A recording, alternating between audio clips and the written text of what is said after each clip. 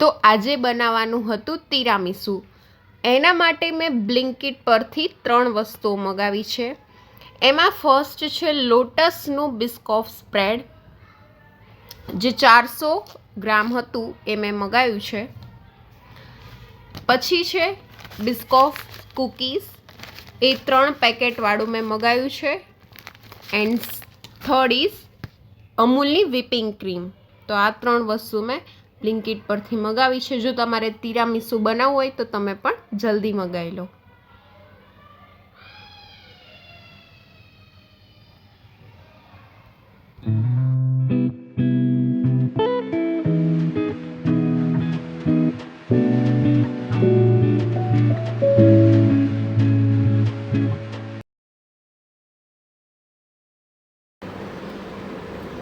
અને આ છે ને એકદમ ચિલ્ડ હોવી જોઈએ, તો જ તમારા તિરામીસુનું રિઝલ્ટ સારું મળશે.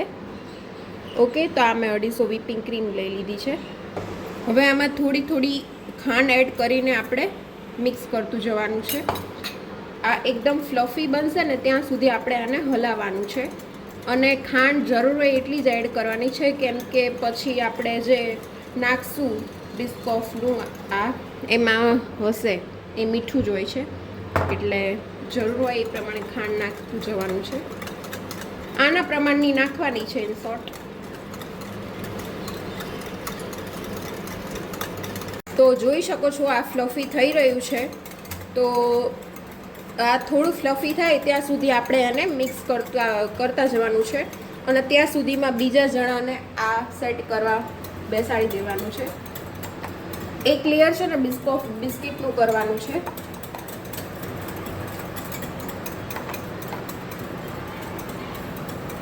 બસ ચાલશે. આ છે ને હવે ફ્લફી થઈ ગયું છે, તમે જોઈ શકો છો. એકદમ જાડું એવું દેખાય છે. હવે આમાં આપણે આ બિસ્કોફ સ્મૂથ નાખવાનું છે.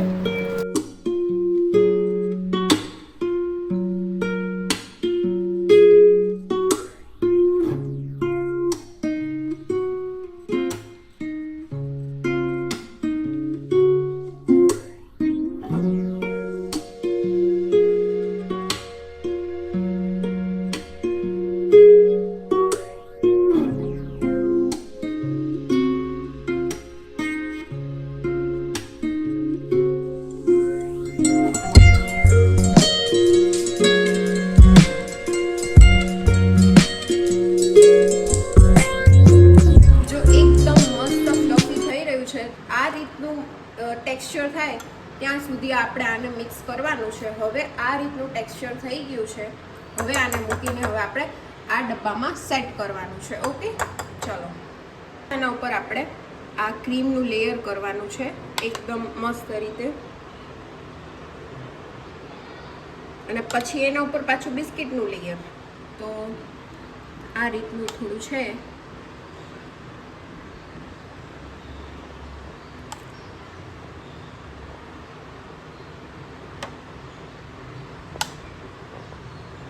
જો એક લેયર થઈ ગયું છે,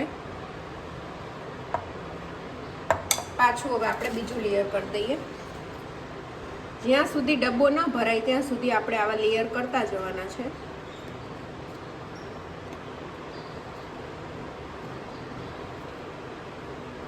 ઉપર આવે તો ચાલે.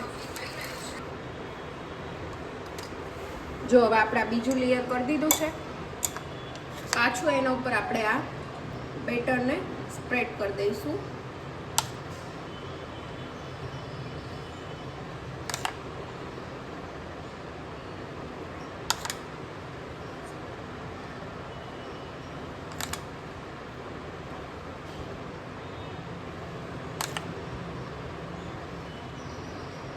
આ રેસિપી મને મારી ફ્રેન્ડ મેઘાએ શીખવાડી છે, તો થેન્ક્સ ટુ મેઘા.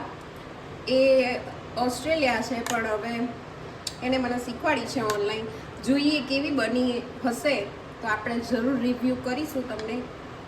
ઓકે, તો આપણે બીજું લેયર બી કરી દીધું છે. પાછું હવે આપણે બિસ્કિટનું લેયર કરવાનું છે.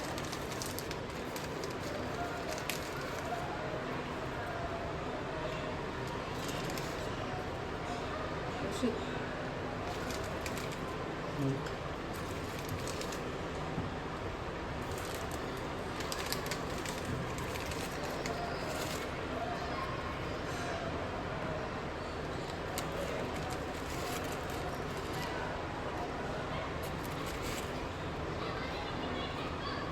હવે એના ઉપર ફાઇનલ આપણે આ લેયર કરી દઈશું. વધેલું બધું જ નાખી દેવાનું છે.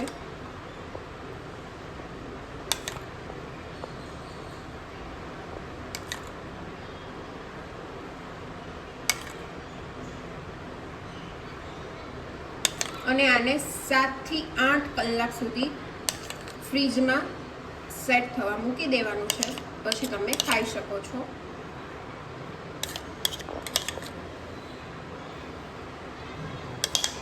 તમે જોઈ શકો છો મસ્ત લાગી રહ્યું છે. જોઈએ હવે સ્વાદમાં કેવું લાગે છે. તો હર્ષિત દ્વારા આપણે જરૂર રિવ્યુ અપાવીશું. કેમ Harshit? Yes. Are you excited to eat? Yes yes. તો મસ્ત જો 250 ml આ મેં મગાવ્યું હતું અમૂલની વ્હીપિંગ ક્રીમ. એમાંથી આટલો ડબ્બો ભરાઈ ગયો છે. અને આ મેં બિસ્કોફ સ્મૂથ છે એ 3 થી 4 ચમચી જ એડ કરેલું છે. અને કુલ 2 બિસ્કોફ બિસ્કિટ આમાં જોઈએ છે. એક વધ્યું છે તો આપણે આના ઉપર ભૂકો બી નાખી શકીશું. નાખવું છે ભૂકો? ના ના, એનાથી સારું લાગશે.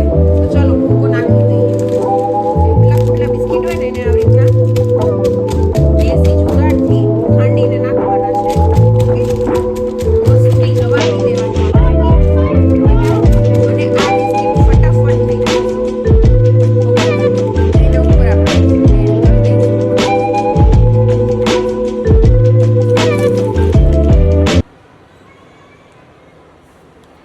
અને હજી થોડું આપણે કરવું હોય તો થાય. આ જે ક્રીમ છે ને બિસ્કોફની સ્પ્રેડ છે ને એને થોડું ગરમ કરીને, એટલે સીધું ગરમ નથી કરવાનું, નીચે ગરમ પાણીનું બાઉલ મૂકીને એના ઉપર થોડું આ ગરમ કરીને એક બાઉલમાં લઈને એ બી નાખી શકાય. એનાથી મસ્ત લુક આવશે. પણ આપણે લુક ડઝન્ટ મેટર. તો હવે આપણે આને ઢાંકીને 7 થી 8 કલાક માટે મૂકી દેવાનું છે. 6 hours later. ફાઇનલી આપણું તિરામીસુ રેડી થઈ ગયું છે. પણ મારાથી એક મિસ્ટેક થઈ હતી. આપણે જે બિસ્કોફ બિસ્કિટ હતા ને એને દૂધમાં આપણે ડીપ કરવાના હતા અને ત્યાર પછી એને એસેમ્બલ કરવાનું હતું. પણ એ સ્ટેપ આપણાથી રહી ગયું છે. તો કંઈ બીજો પ્રોબ્લેમ નહીં થાય. પણ જે બિસ્કિટ છે ને દૂધમાં બોળી એટલે થોડું એ મસ્ત થઈ જાય છે સેટ. પણ આ થોડા ક્રન્ચી રહેશે. તો કંઈ વાંધો નહીં. તો જોઈ લઈએ શું થયું છે આપણા તિરામીસુને. તો હવે આપણે મસ્ત કાપી લઈએ. જો